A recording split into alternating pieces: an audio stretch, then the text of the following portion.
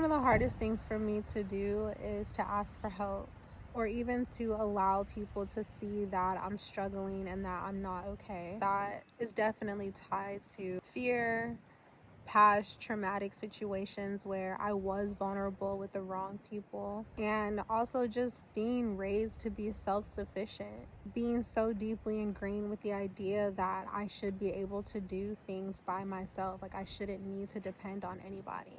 I've been extremely stubborn with that, to the point where it's taken me literally a month to reach out and to tell anybody that I needed help. It was only because it was like, okay, a dire situation.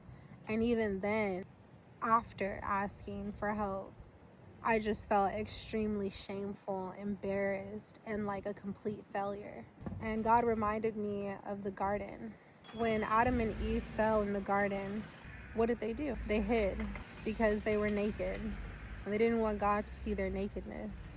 This process has made me feel extremely vulnerable, to the point where I don't have anything to hide behind. Before this, I would be able to hide behind, at least I have a car, at least I have an apartment, at least I have all of these things, that gave me a certain status. Being in this process and starting completely over from nothing, there's nothing to hide behind. And I'm just learning to completely own who I am and own every step of this identity rebuild. It's not fun having to tell people like, hey, honestly, I don't have it all together. I've been holding on to the words that God has spoke to me, to do exceedingly abundantly above all that I can ask or think. That eyes haven't seen, ears haven't heard all he has planned for me.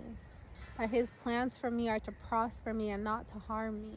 That by him blessing me, it's also going to be a blessing to my family and those connected to me. God reminded me of the tabernacle with Moses, and how when he led Moses and the Israelites into the wilderness, he told Moses the plan to build the tabernacle, but he still needed the support of his community to build the tabernacle. And it's the same thing today. God put over 8 billion people on the planet, and to think that we're supposed to do this thing called life by ourselves is insane. Because otherwise he would have just gave us each our own individual planet. Sometimes God uses the people connected to you to bless you, but at the same time, God can't bless where you pretend to be.